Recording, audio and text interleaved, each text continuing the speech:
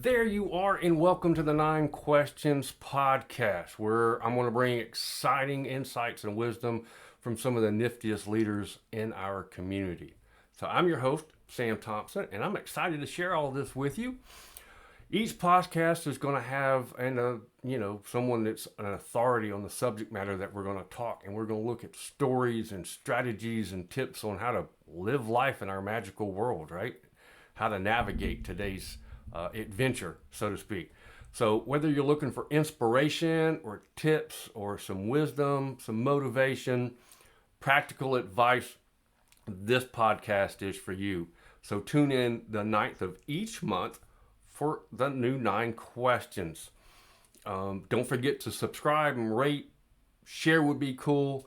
Now keep your arms and legs inside the vehicle at all times, and let's get on with the show. Thanks for watching.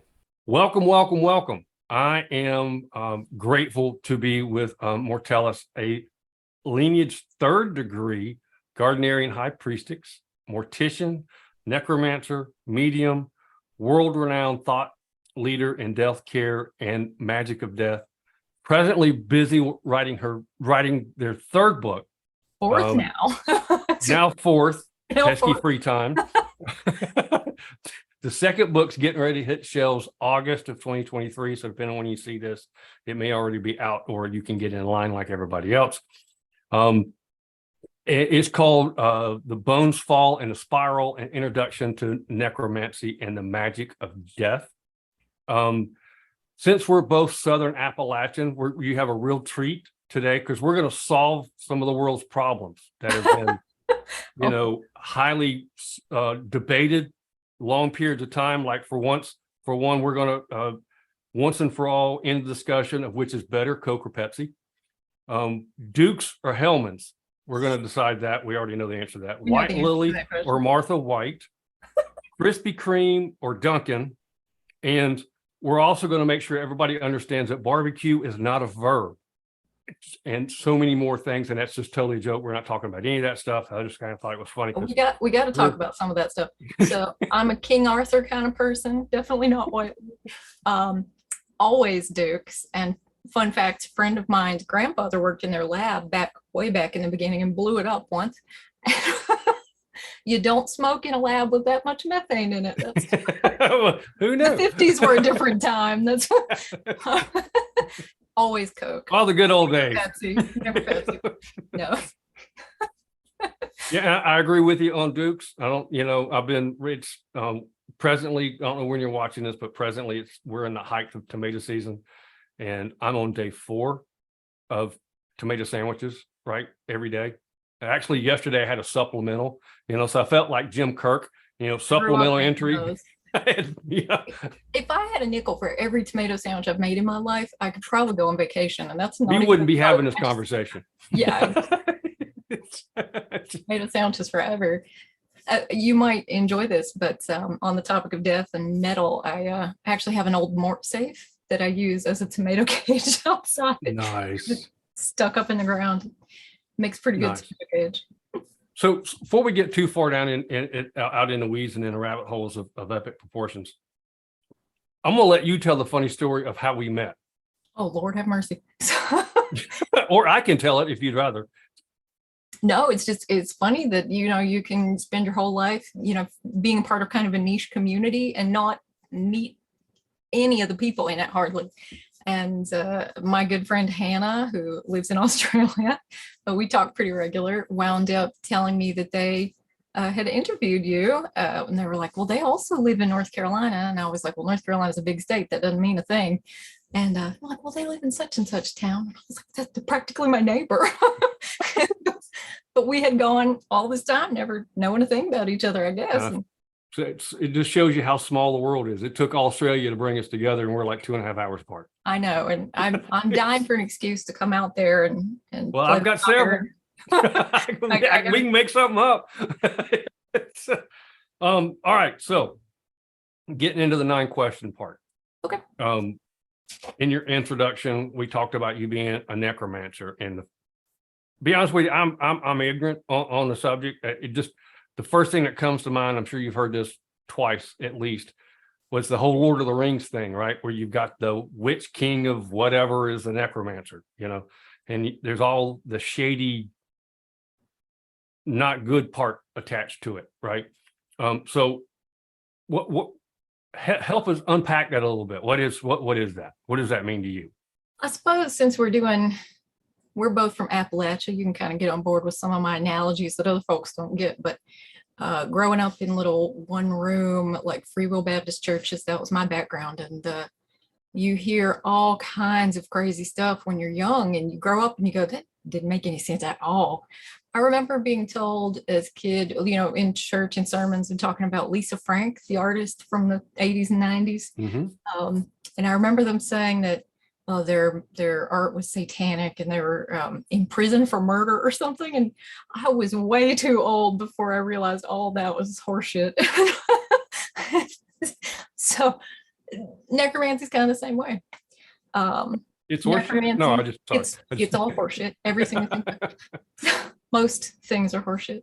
But historically, it would have meant really any kind of magical or mundane practice that had anything at all to do with death. If you were a funeral director or the ancient equivalent thereof, if you were a minister that did funerals, if you helped families communicate with the dead, if you dug graves, you were a necromancer. Huh. That's kind of a big umbrella. That's a big umbrella. It is. It truly is. Depending on the culture, some folks might argue that it had some slightly more specific meanings, but for most of recorded history, it's been used really broadly. It isn't until about the 1500s or so that you start to see a different picture, and we can blame Catholics for that. Early Catholicism. Add that to the list. Early Catholicism did a lot of death magic. They have icons in their cathedrals. I was struggling for a word that wasn't a church. You see, they've got bedazzled bones and all kinds of little, crazy stuff. And even the idea of saints was pretty distasteful to early pagans, because the very process by which a saint is canonized is more or less a ritual recipe for making an angry ghost.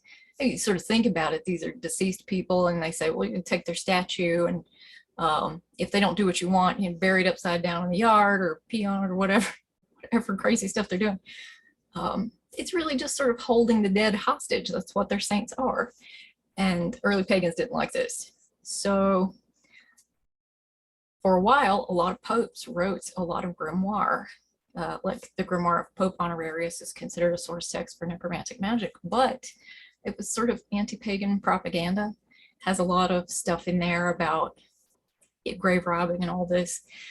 And the idea that if you were communicating with the dead, you weren't talking to your loved ones as though you were praying to a saint. You were actually speaking to a demon pretending to be your loved one. So pagan death magic was evil and ugly, whereas Catholic death magic was good and nice. And that sort of trickles on down through history.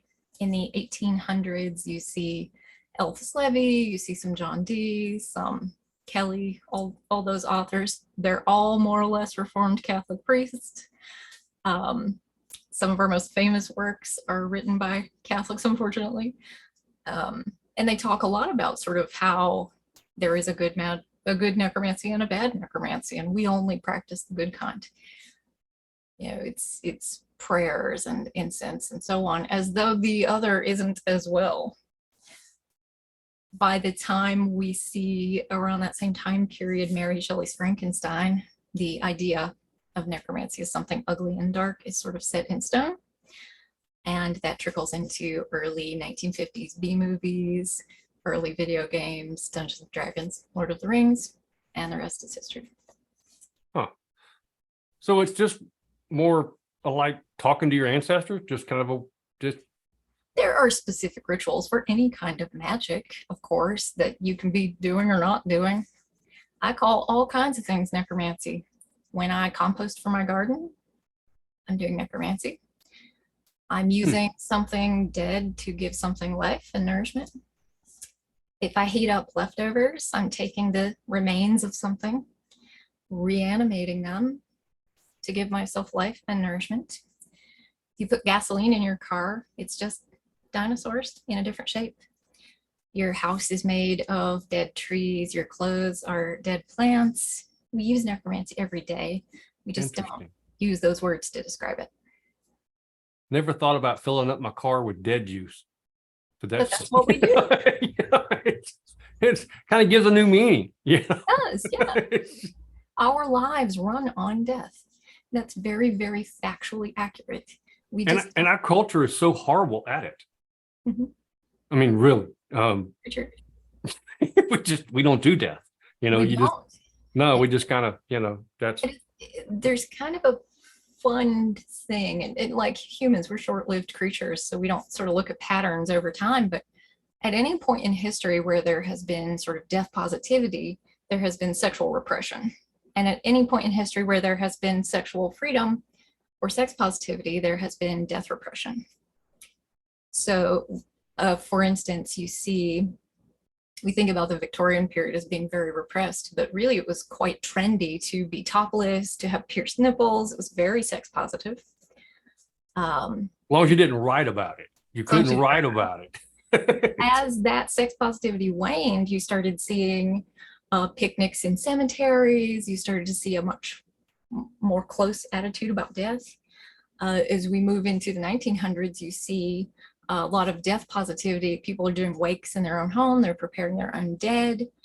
But as we see the free love movement of the 60s sort of reach its peak, death becomes pushed to the back. And even now, we're seeing a rise in death positivity, but we're seeing a repression of sexuality. Huh. Interesting. I just never really got, it's all I can do, make sure I got my pants on the right way for me to be so Are they on my head right? I don't know. or are these mine? Oh my goodness. Yeah. No. All right, so talking about all that, let's step aside. What are you most excited about right now? What's kind of floating your boat? Magically or in general? Just whatever first thing comes to mind. What are you excited about right now? First thing I thought about was the fact they have a limited edition cheesecake Oreo out now. That's pretty exciting to me. Who's got that? Oh, just Oreos. They have a cheesecake. Oh, Oreos has come out with it. Oh, I did. Yeah. Pretty excited about that. Like I was in line at the Krispy Kreme when they had the chocolate day, and they do the chocolate Krispy Kremes with the chocolate glaze. Anyway, yeah. I've got a sweet tooth. I think that's a condition of the South, as we all have them. But I, on the magical end or the sort of practical end, I'm pretty excited about. I've been working on some illustrations for my Book of Shadows. Sadly, I can't share those with you, but they're dear to me. And on the practical magical side, I've been sketching out a penannular brooch that I'm planning to hot forge with silver. So interesting. We may have to discuss that on a side. Do you play much with silver? No. Silver's finicky. It has a very low melt point, and you're supposed to do all kinds of careful setup for silver. But I hot forge the shit out of it like it's iron, and it shouldn't work, but it does. Well, I do. I don't do. It plays nice with me. Most of my stuff is I work with the two alloys of brass and bronze and copper and iron. That's it. That's what, got to stay in your lane. I've got those kind of figured out, kind of, depending on the day. I had someone in my workshop the other day who wanted to watch me work, and I was working, and they were like, I have never seen anybody play with silver like that, just so hot. And how does it not turn into a literal fluid? I don't know. It's my friend. We get along. And there's a lot to that. I fully believe that there's lots to that. So you've been in this game kind of a long time. What do people misunderstand about you the most? Oh Lord. When it comes to magic and the magical community, I would say the pagan community still has a lot of stereotypes and hangups about death. There's that whole left hand, right hand, black magic, white magic, and we could get way into how that's just racism in a different hat. But the long and short of it is, death definitely winds up on the ugly side of the pile, I think, for a lot of people. And people are often very surprised to discover that I'm very practical about my magic. They expect me to be doing spooky high magic, I know robes, I'm the one in black. Why giant, aren't you in giant black and pentagram or whatever. got the Where we flipped it, didn't we? yeah. But I think people are real surprised to discover that I have kids and I garden and I'm just a regular person that likes the same stuff everybody else does. And I'm not doing anything spooky or scary, just Well, different.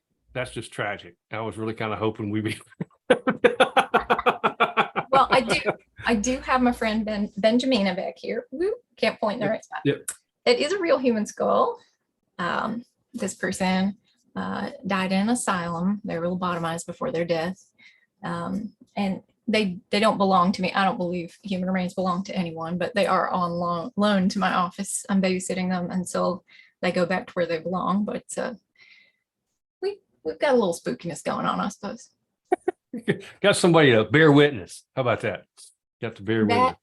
See, you look at that and you think that's going to be something spooky, but 90% of the time, my 5-year-olds are having tea parties with it. They got a hat on there.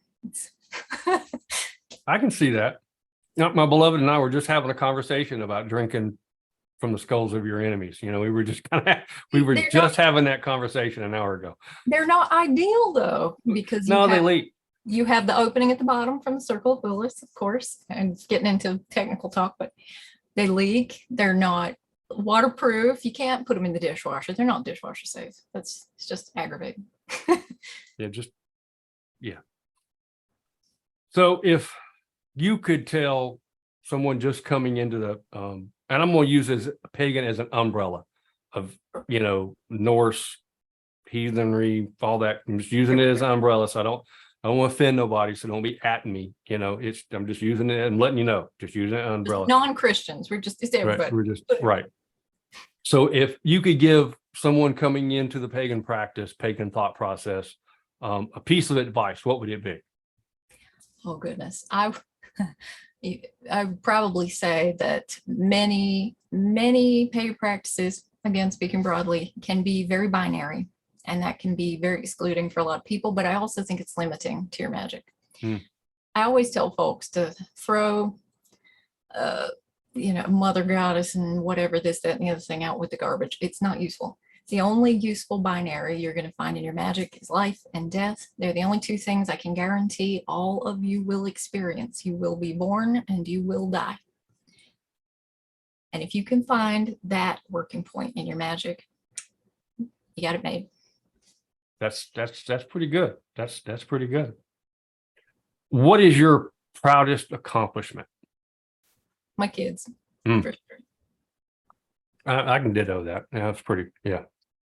I survived a lot to make it to adulthood. I ought to be dead a dozen times over. And I didn't actually mean to have kids at all, but I love every single one of them, and they are a treasure. Most days. Most days. Well, mine are like, they're having babies now. So, I have a 21-year-old and I have twin 5-year-olds. So, yeah, you understand. It's just kind of like, what? What? I was just changing diapers the other day, and now I'm doing an offspring. It's just, wow. I know how it is. So in the midst of all the stuff that you're doing and learning and teaching, how do you practice? What do you do to make sure that you're taking care of yourself? How do you do self-care amongst all the craziness? Are any of us doing self-care, especially if you've got kids and you work for yourself? Are we really doing that at all? I would argue I'm pretty terrible at self-care, but if we're talking about magical upkeep, I don't know. I think as long as you are treating yourself with kindness and treating the entities around you as though they were living, breathing humans that you care about, you're probably in good shape. And if we're talking about just being human beings, I think finding at least one point in every day that you can ritualize, no matter what that looks like to you, I think is really important. Some days I just don't get to do magic. Too busy writing or taking care of kids or working or whatever you got to be doing, patching the roof or whatever thing it is.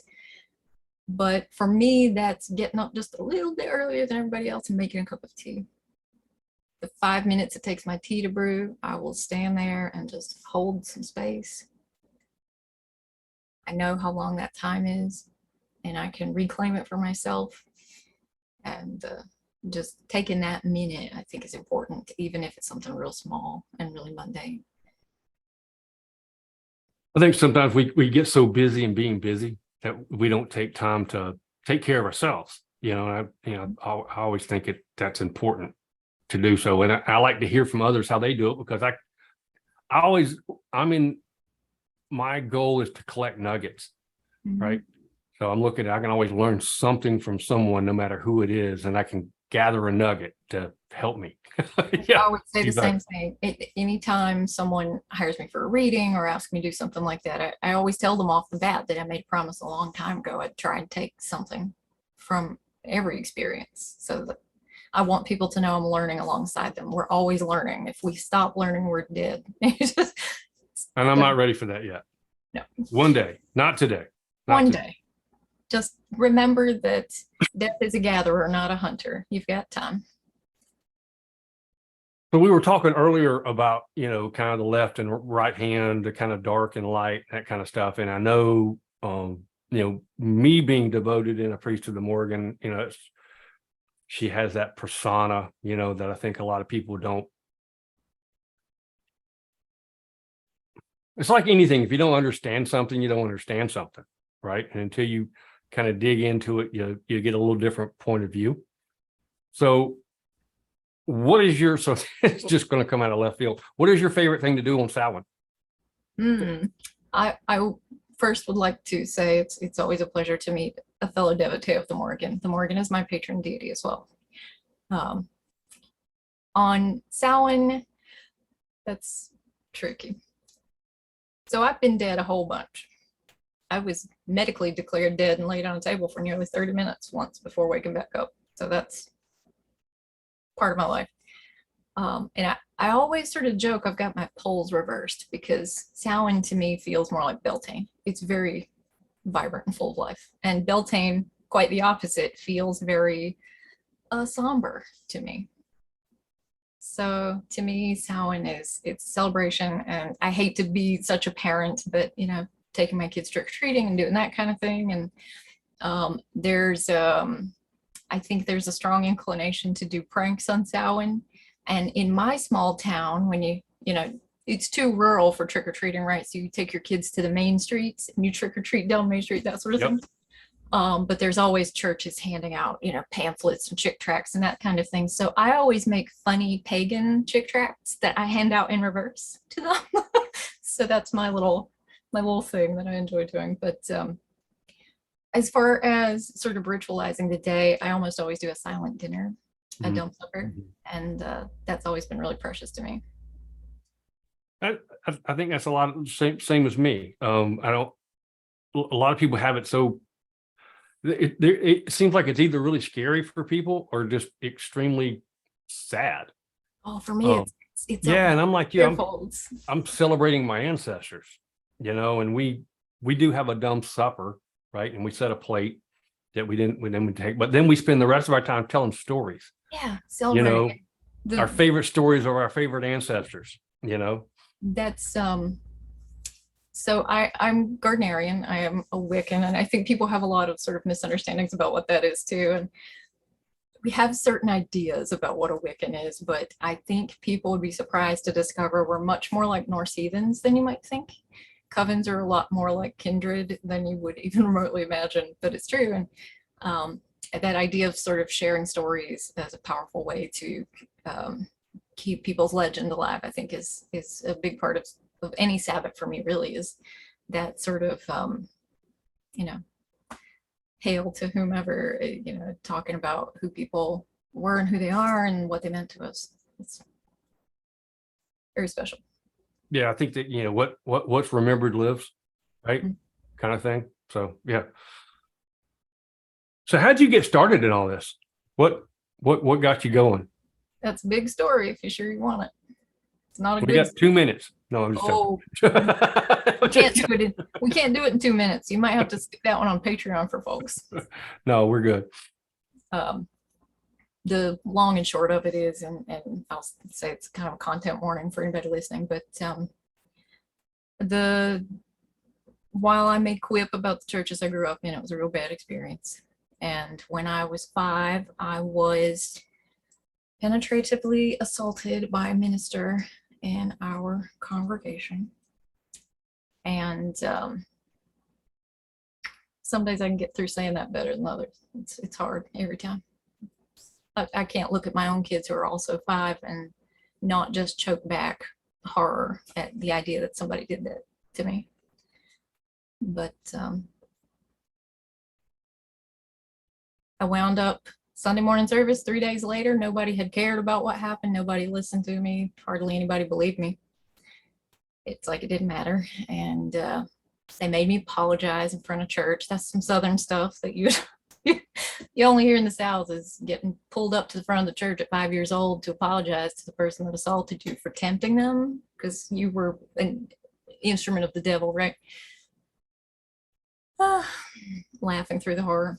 It's all you can do sometimes. But the minister wound up giving a sermon about suicide that morning after all that was over, and talked about how if you take your own life, you can't go to heaven, you can't see your family, your loved ones ever again. And that just broke me. I thought that sounded like a great idea. That just solve like everything. Yeah. And I remember thinking to myself, sitting there in the church pew, that maybe the devil's a good guy. Maybe the devil hides you from God's people. And I went home that night and I dug out my father's heart medication. I had been told that it wasn't candy and I should never touch it. After they were asleep, I pulled it out of their pants pocket and I went to the hallway and I ate them all. And I know that they found me the next morning in a coma and they took me to the hospital, and I laid there for 4 days and then I died and was dead for a hot minute. And then I woke back up, spontaneously revived 8 minutes after they declared time of death, which was itself 20 minutes after I flatlined. So for 28 minutes, I was dead.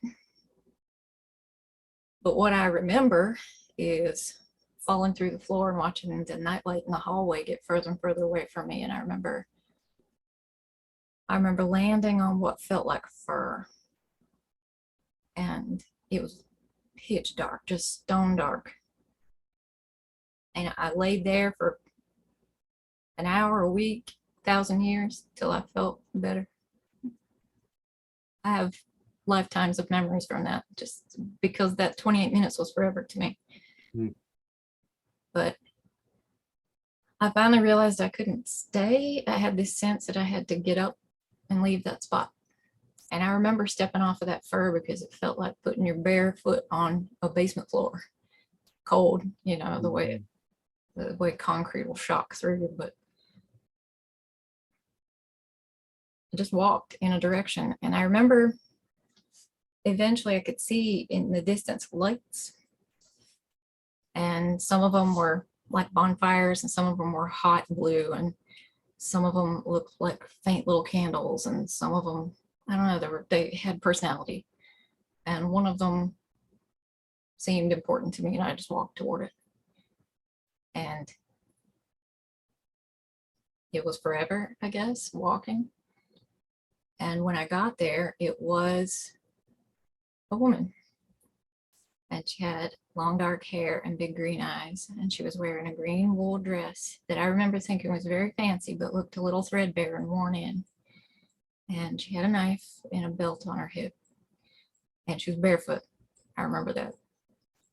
And she kneeled down and looked me in the eye, which is something nobody had ever done to me before. Nobody had ever looked at me like I was a person. She put her hands on my shoulders and looked at me for a while. And then she gave me a hug. And I still remember that. I still remember exactly what that hug felt like. And then she pulled back and she looked at me and she said some things. And one of the things she said was that I had work to do, that I had to go back, and that life would still be hard. It would never be easy. There would still be pain. There would still be hardship and suffering, but that I couldn't be afraid anymore. I couldn't let it break me, because the person that I was died on that floor, and the person that I was her daughter now. And I am non-binary and I do use they, them, but that's what she said to me. So I will repeat it, true to faith. But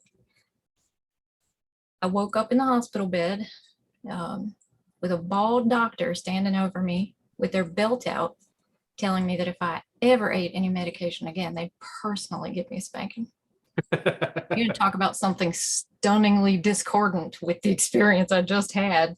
That was it. It was completely out of nowhere, but I came back different, and I knew I was different. Nothing was ever the same for me. And it was hard. It kept being hard for a long time. And yeah, especially in growing up where you grew up, because I grew up in a similar area, and there's, there's not a whole lot of different speeds. nope, there's not. And you know exactly what I mean. And it was rough. And people knew I was different. I mean, they could sense it about me. I had a stink on me that I couldn't get away from. And I remember going into church on Sundays, and some days people didn't notice as much, but other days there was laying on of hands and praying and oils and stuff. And sometimes it was, we need to baptize you again today. I was baptized 7 times. And still didn't take. I have been through an exorcism. They thought I was possessed with a spirit of witchcraft. They knew I was different, and I knew I was different. But I tell you what, I knew who she was. I may not have known her name, but every time I saw a crow fly through the yard, I knew it was her. Every time I saw that moon go dark, I knew it was her. And when I finally ran away and wandered into a library and found a book with her in it, I knew it was her. And I don't know why she pulled me out of there, but she did.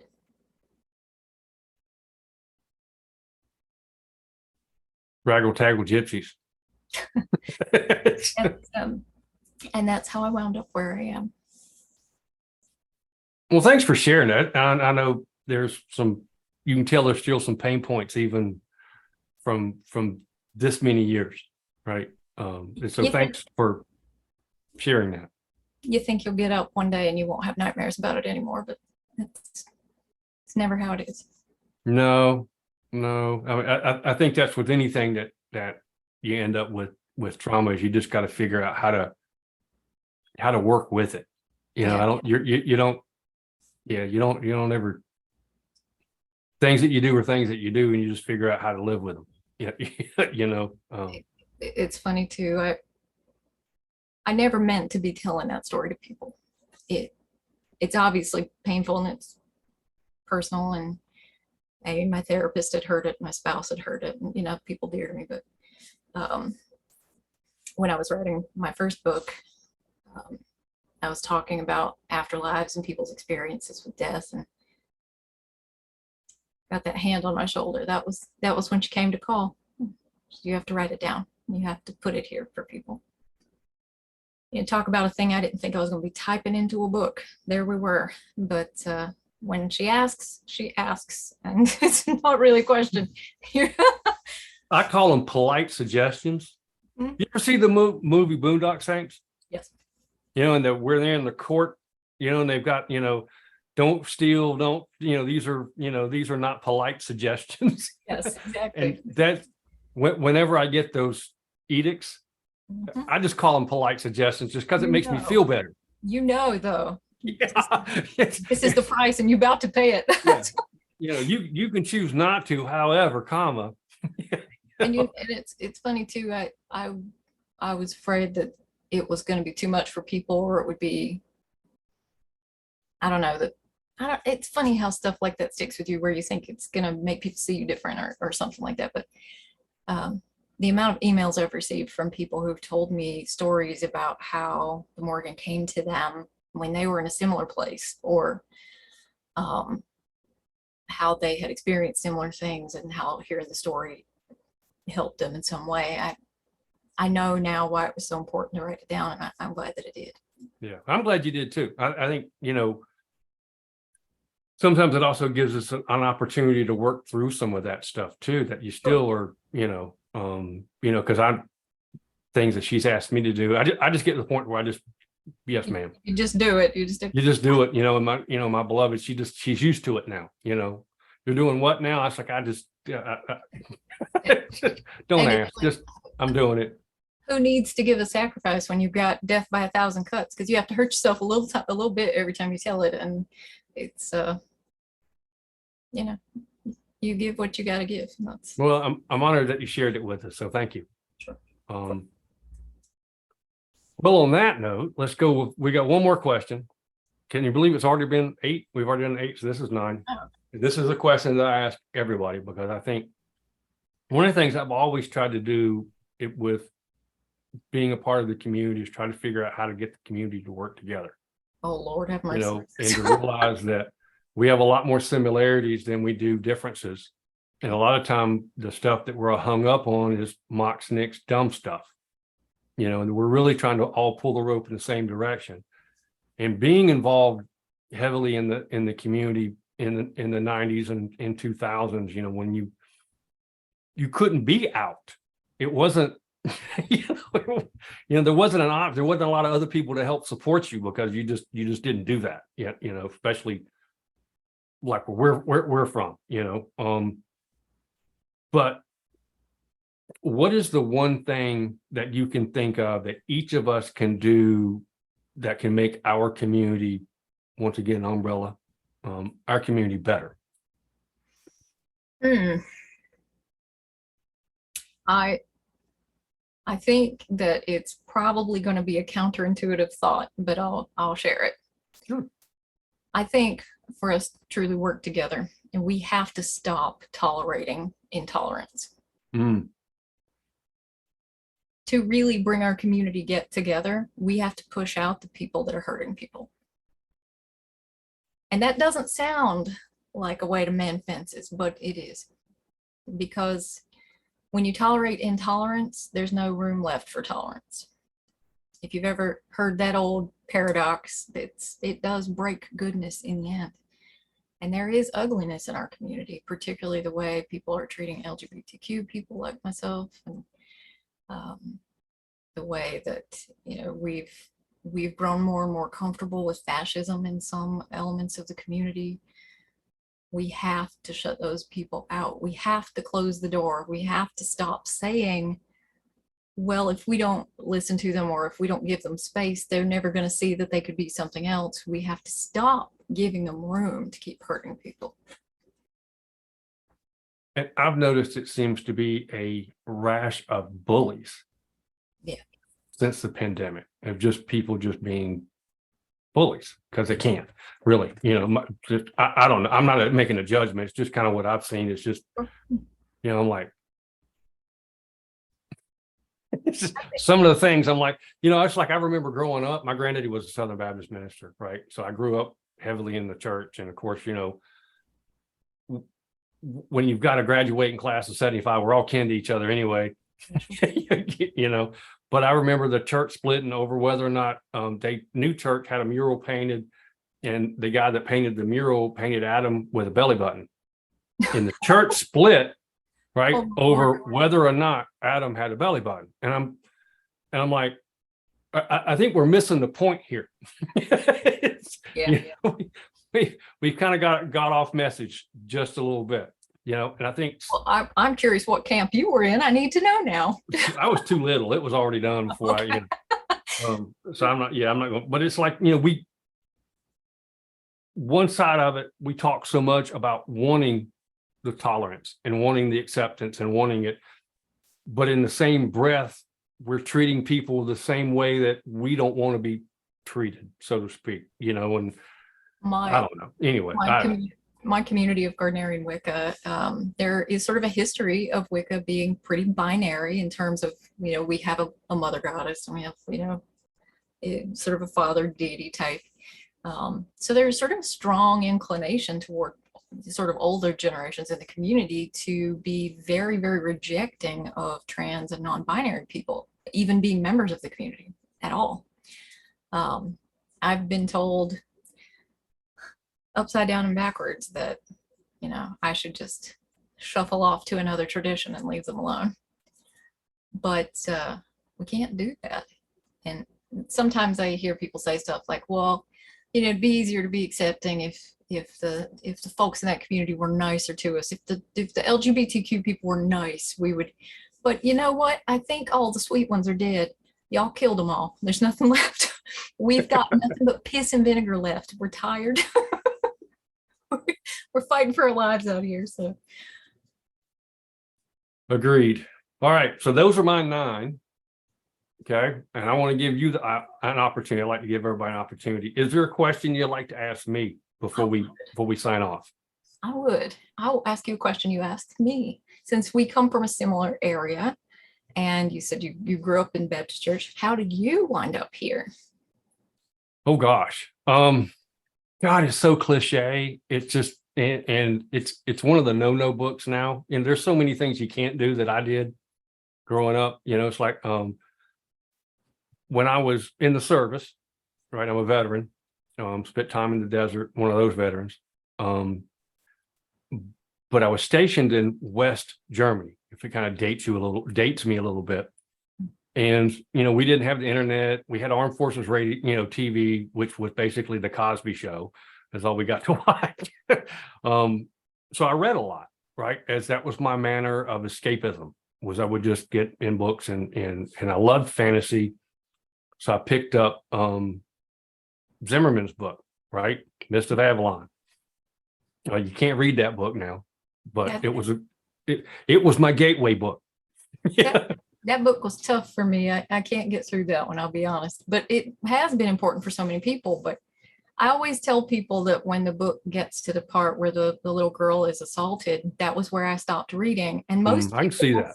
Most people will say, there wasn't a scene like that in there. And I have to go back and read it to them. Yeah, I can see that. I just, but at that time, right, because we're talking late 80s, early 90s, and I'm thinking, wow, that would be really kind of cool, if something like that existed. And, kind of started doing, kind of wandered, and the internet became more of a household thing, more, blog posts and, early stages of the internet. And I ran across it. I'm like, well, that makes sense, right? Because there's male and female, everything else. Why would that not also make deity the same way? Why wouldn't there also be a male and female deity? And that's how I kind of got started down, it was just a dot connection for me. It's like, okay, well, maybe there is something to that.